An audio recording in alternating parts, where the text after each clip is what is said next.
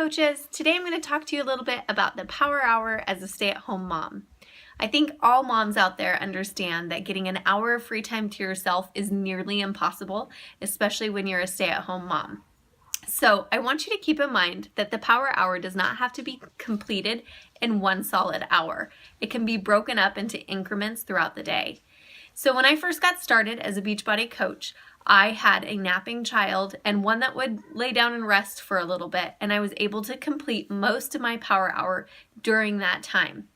The rest of it I would complete later in the evening when my husband and I would typically be watching TV. That's when I would be doing follow-ups and starting new conversations and a lot of messaging on Facebook back and forth.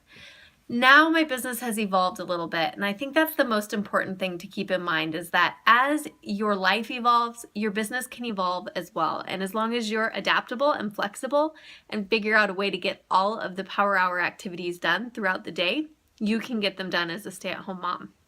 One tool I found really helpful is the timer on my phone and setting it for 15-minute increments. I'm able to tell my children, hey, I'm going to be laser focused. Mom has to be laser focused for 15 minutes, and then I can laser focus on you and our game of Candyland or whatever we're doing. And the kids seem to get that.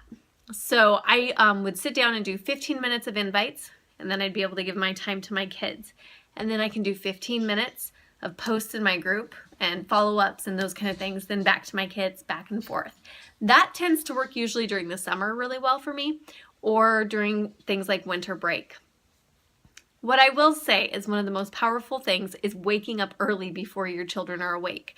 That's when I get my workout in, and then I typically do all my posts in my group, and I check in with challengers and see how they're doing. Later in the day, when my kids are at preschool and school, is when I send out my invites and do all of my follow-ups, and then I do it again in the evening. So I kind of have broken up my workday throughout 3 points of the day, and that's what works well for me. But you know your family best, and you know when you can get 15 to 20 minutes of work done throughout the day. So just sneak it in when you can. When it comes to personal development, this is my absolute favorite part. I feel totally blessed that I can do personal development pretty much all day long. I take any mindless activity like folding laundry, doing dishes, prepping for dinner, and I have a Bluetooth speaker and my phone, and I put a book on and I listen to it. So I take a mindless activity and I turn it into something that's mindful and purposeful. It's not only does it like help make something really boring fun for me, but it also makes me look forward to it, and it changes my mindset throughout the day of how I'm going to, survive the stay-at-home mom life. So that's a little bit on the power hour as a stay-at-home mom. I am happy to answer any personal questions, but just remember, as your family evolves, just be adaptable and flexible and keep a checklist. Oh, I didn't mention that. Keep a checklist so you know what you've gotten through in the day and what you need to get to next when you have that next increment of time to work.